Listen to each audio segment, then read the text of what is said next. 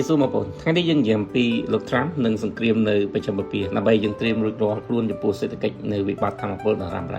แต่สมัยยังสำลังมือลูกทรัมป์แมนแทนเตยังมือเตหักใบโดยชีมันมีเจตนาของการเป็นจอบสงคราม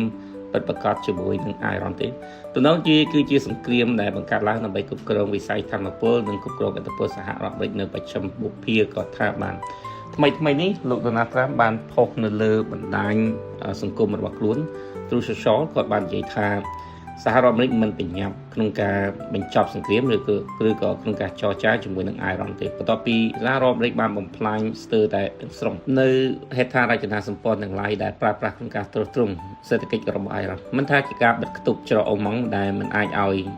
รองดอมเชงเพลงบ้านมันท่าจิกาบัดกระตุกในประปอนออนไลน์หรือดิจิทัลรวมแต่การบ่มพลายในเหตุการณ์ราชนาสัมปอนเพลโกรวมจมูกหนึ่งกำปงภายในนี้ระบบไอรอนวิหารใบโดยจีสหรัฐอเมริกบินเปรียบกรุบอย่างให้สหรัฐอเมริกกำปงแต่พีมต่อสู้จมูกหนึ่งอยู่ใบไตคลุงระบบล้วนหรือก็สังซีเวอร์ระบบล้วนเกมซีเวอร์ระบบล้วนหรือก็โปรระบบล้วนไหนมันเป็นจัดกลุ่มนันนิการในการบังการสังเกตในประชาชนบุพเพ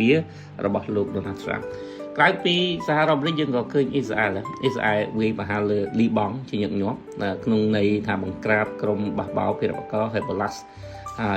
ก็ปฏิเสธตุนการดอกตบเจงปีลีบองตามสำนักในกิจกรมเพียงได้ร้องก็ปลอบบานจอจ้าและปลอบบานเลือกเรื่องทำไมได้กูไอ้ก็สกัดกาปีมาสมัยโลกโดนัลด์ทรัมป์บานดักกำพัดสนาสมนั้นขณะได้กิจกรมเพียงในบัตรจุบันมันตอนจอจ้าเนี่ยตั้งแต่ให้ไอรอนก็พร้อมใหญ่ก่อนใหญ่คนไหนปีมาสมัยดึกนี่นะทางสหรัฐอเมริกมันตอนดาวสัญญาจะบ้านหลอกหรือกับประกอบนามุ้ยดาวปูเกตยังโลกโดนัลด์ทรัมป์ก็บัตรดักกำพัดจิตทำไมอันยี่ท่าจีตุ่มวุ้นทเวดองแต่ดองได้โลกโดนัลด์ทรัมป์สนาไอรอดระบบปูอิสลามนิยมหรือก็รอดในประชาชนเปียแต่ก็จับตามตะตูสกออิสราเอลนั่นคือจีรอดเป็นเล็งสำหรับกรมวิพิตูเตอร์ในเนี่ยปุนโยบายสกรรมที่ระบบโลกโดนัลด์ทรัมป์ได้เกกระปงแต่เคยให้กระปงแต่เพิ่มแต่บ้านเนี่ยวิพินโยบายแต่ก็ต้องจับตกท้าลูกโดนัลด์ทรัมป์กระปงแต่เรียบจำประปอนกับกรองอำนาจในประชาชนเปียมันแมนจีสเกรียมได้บังการล้างในครุงนิกาบังกราบหรือก็ตุบสกัดอารมณ์แต่ต้นจมูกการผลิตนุยเคลียร์ระบบอารมณ์ได้มีอัตโปลเจอัตโปลเพื่อเอามีนปัญหาชราหรือก็เพื่อเอามีจำนวนในประชาชนเปียระเบียงอารมณ์นังอิสราเอลเกรอบตกท้าสหรัฐอเมริกกำปงแต่ดาวตัวนึงตีหรือกำปงแต่เรียบจอมภูมิศาสตร์นโยบายอย่างฉบับหลอกในกลุ่มอนาคตโลกระบอบโลกโดนัลด์ทรัมป์โครงการกระดับในวิสัยธรรมเปอร์ระบอบพิภพโลกหรือก็ใส่เชียมระบอบพิภพโลกแต่มูลแต่มาต้องในกราวอำนาจระบอบสหรัฐอเมริกประเทศมันติ๊กบางคนแมนเทนบริษัทมาไปที่ยังดังให้ทางสังเกตน้องเวียมันจับงี้เดี๋ยวเวีย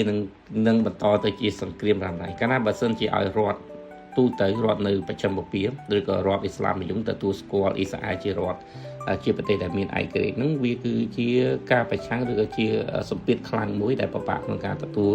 สกอลปีบรรดารอดอิสลามแต่ก็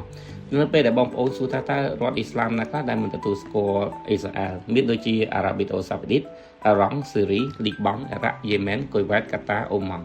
ហើយនៅតំបន់អាស៊ីនោះមានប៉ាគីស្ថានឥណ្ឌូនេស៊ីម៉ាឡេស៊ីបង់ក្លាដេស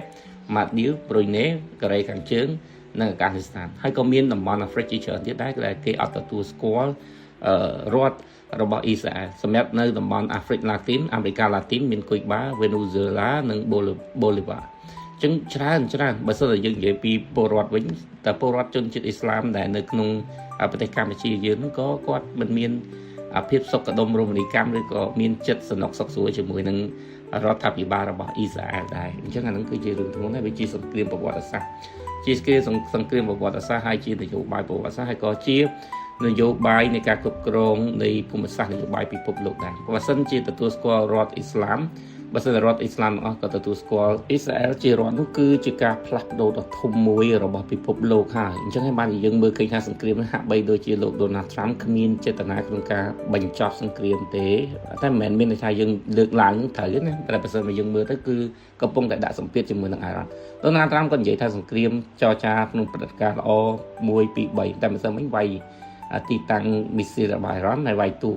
នាវាចម្បាំងរបស់អ៊ីរ៉ានទូកនេះចម្បាំងរបស់អ៊ីរ៉ានតែបើយើងមើលទៅលើសេដ្ឋកិច្ចរបស់អ៊ីរ៉ានគឺទ្រុឌទ្រោមអ៊ីរ៉ានយកច្រកសមុទ្រធ្វើជាខ្មាំងណាធ្វើជាចំណាប់ខ្មាំងក្នុងការគម្រាមកំហែងពិភពលោកឲ្យងាកទៅមើលអ្វីដែលកំពុងកើតនៅអ៊ីរ៉ានដែលសហរដ្ឋអាមេរិកកំទេចនៅអ្វីដែលជាការទ្រុឌទ្រោមសេដ្ឋកិច្ចរបស់អ៊ីរ៉ានបើសិនបើរដ្ឋអ៊ីស្លាមគាត់ទទួលស្គាល់យើងនឹងឃើញ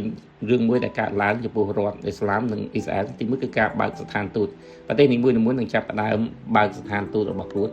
គ្រប់បណ្ដាប្រទេសនៃរដ្ឋអ៊ីស្លាមត្រូវតែមានស្ថានទូតរបស់អ៊ីស្រាអែលហើយរដ្ឋអ៊ីស្លាមទាំងអស់ក៏ត្រូវមានទូតរបស់ខ្លួននៅក្នុងប្រទេសអ៊ីស្រាអែលដែរនិងមានមន្ត្រីការទូតតំណាងធ្វើការឲ្យរដ្ឋាភិបាលក៏ចាប់ផ្ដើមបើកដំណើរការជើងយន្តហោះឬក៏វិស័យទេសចរត្រង់រវាងប្រទេសរដ្ឋអ៊ីស្លាមជាមួយនឹងអ៊ីស្រាអែលផងដែរហើយកិច្ចការសហប្រតិបត្តិការនយោបាយឬក៏កិច្ចការសន្តិសុខឬក៏តេតើជាមួយនឹងបច្ចេកវិទ្យាសម្ងាត់ឬក៏វិស័យការពារជាតិនៅក្នុងតំបន់ហ្នឹងនឹងចាប់ផ្ដើមរួបរวมឬក៏ធ្វើការជាមួយគ្នាពីសត្រូវប្រវត្តិសាស្ត្រមកធ្វើការជាមួយគ្នាប្រហែលជាប្រហែលនេះមកធ្វើពាណិជ្ជកម្មជាមួយគ្នាមកធ្វើទេសចរជាមួយគ្នាមករដ្ឋាភិបាលនិងរដ្ឋាភិបាលសហការចំមុខគឺប្រហែលជាពិសេសគឺប្រទេសអារ៉ាប៊ីសាអូសាដែលជាប្រទេសដែលរឹងក្នុងការឬក៏បង្ហាញចំហជាញឹកញយច្រើនជាងប្រទេសដទៃទៀតដែលមិនទទួលស្គាល់អ៊ីស្រាអែលជារដ្ឋផ្លូវការឬយើងអាចនិយាយម្យ៉ាងទៀតអារ៉ាប៊ីអូសាគាត់បង្ហាញចំហនៃការគ្រប់គ្រងជនជាតិប៉ាឡេស្ទីននិយមបញ្ហាទឹកដីរបស់ជនជាតិប៉ាឡេស្ទីនដែលត្រូវបានរំលោភបំពានដោយអ៊ីស្រាអែលកាលណាបើទទួលស្គាល់អ្វីដែលឬក៏ទទួលស្គាល់រដ្ឋអ៊ីស្រាអែលមានន័យថាទទួលស្គាល់ការឈ្លានពានប៉ាឡេស្ទីនឬក៏ការបាត់បង់ទឹកដីរបស់ប៉ាឡេស្ទីននឹងជាផ្លូវការតែម្ដងគេរាប់ទុកថាអ៊ីស្រាអែលកាន់កាប់ទឹកដីដែលមានក្នុងពេលបច្ចុប្បន្នហ្នឹងគឺជាអំពើខុសច្បាប់រាប់តាំងពីឆ្នាំ1967បន្ទាប់ពីសង្គ្រាម6ថ្ងៃវាមិនត្រឹមតែជាសង្គ្រាមទឹកដីទេវាក៏ជាសង្គ្រាមសាសនាដែរពាក្យថាសាសនាមួយគឺខ្លាំងដូចនៅប្រទេសកម្ពុជាយើងមានសង្គ្រាមសាសនាទៅមួយរវាងពុទ្ធសាសនានិងព្រហ្មញ្ញសាសនាដែលវាកើតចេញពីបដិវត្តពុទ្ធសាសនាមហាថេរសម្រាប់ព្រឹត្តិការណ៍នេះបងប្អូនអាចទៅសិក្សាស៊ីជម្រៅទៅខ្លួនឯងបានណាវាកើតចេញទាំងពីរប៉ុន្តែវាជាបដិវត្តសាសនាមួយដែលផ្លាស់ប្ដូរហើយការបាក់បែកជាតិមួយបានកើតឡើងបន្ទាប់ពីសាមគ្គីជាតិមួយបានដួលរលំតាមរយៈសាសនាអញ្ចឹងដូចគ្នាដែរនៅក្នុងបច្ចុប្បន្ននេះរឿងអ៊ីស្រាអែលជាមួយនឹងរដ្ឋអ៊ីស្លាមនិយមគ្មានជារឿងសាមញ្ញទេដែលលោកដូណាល់ត្រាំស្នើសុំគឺប្រផាក់មកជាពិសេសគឺទីក្រុងចំនួនយេរូសាឡឹមដែលសាសនាអ៊ីស្លាមសាសនាគ្រិស្តឬក៏សាសនាយូដាណាមិនមែនសាសនាគ្រឹះពួកអ៊ីស្រាអែលគឺគោរពយូដាបើយើងសិក្សាស៊ីជម្រៅគឺជាមេឃធាមរបស់លោកឪពុកអាប់រ៉ាហាំនឹងពីទេណាវាគឺជាចំនួនសាសនាតាំងពីអញ្ចឹងចំនួននៅទឹកដីទីក្រុងស័ក្តិសិទ្ធិទីក្រុងបរិសុទ្ធវាគឺជាមនោគមទាំងសាសនាហើយវាក៏ជាមនោគមនយោបាយដែរជាការទទួលស្គាល់រដ្ឋអ៊ីស្រាអែលជារដ្ឋពិតប្រាកដរបស់រដ្ឋាភិបាលនានារបស់រដ្ឋអ៊ីស្លាមនិយមគឺជាការទទួលស្គាល់ថាការកាន់កាប់ទឹកដីប៉ាឡេស្ទីនរបស់អ៊ីស្រាអែលគឺជារឿងត្រឹមត្រូវហើយក៏ជាការលះបង់ឬក៏ជាការបោះបង់នៃជំនឿសាសនារបស់ខ្លួនផងដែរទៅលើទីក្រុងយេរូសាឡឹមឬស្ទើរតែវាមិនអាចទៅរួចទេអញ្ចឹងហើយបានខ្ញុំនិយាយថាលោករដ្ឋាភិបាលហាក់បីដូចជាគ្មានចេតនានៅក្នុងការបញ្ចប់សង្គ្រាមដោយស្រួលប្រសិនបើអ៊ីស្រាអែលជាមួយនឹងសហរដ្ឋអាមេរិកមិនបាននៅអ្វីដែលពួកគេចង់បាននោះទេរាល់ព័ត៌មានដែលជំរាបជូនបងប្អូនផ្អែកទៅលើព័ត៌មានដែលទទួលបាននិងមួយជ្រុងដែលបងប្អូនត្រូវស្វែងរកព័ត៌មានផ្សេងទៀតដើម្បីផ្គប់ផ្សំហើយអ្វីដែលយើងឃើញវាគឺជាចំនួននៃភូមិសាស្ត្រនយោបាយរបស់ពិភពលោកដែលវាផ្ដើមអំពីសេដ្ឋកិច្ចរបស់ពិភពលោកដែលពិភពលោកត្រូវការរៀបចំឲ្យមានសណ្ដាប់ធ្នាប់តាមនិន្នាការនិងការយល់ឃើញរបស់ប្រទេសដែលជាមហាអំណាចរៀងខ្លួនចិនយល់ឃើញតែផ្សេងសហរដ្ឋអាមេរិកយល់ឃើញតែផ្សេងហើយមនុស្សទាំងអស់ជ្រកក្រោមការរៀបចំរបស់មហាអំណាចទាំងអស់នោះអញ្ចឹងយើងគ្រាន់តែសិក្សាយល់ដឹងឬក៏ដើរតាមឲ្យទាន់នៅបញ្ហារបស់សេដ្ឋកិច្ចរបស់ពិភពលោកដើម្បីរៀបចំខ្លួនឲ្យបានល្អសូមអរគុណសូមជំរាប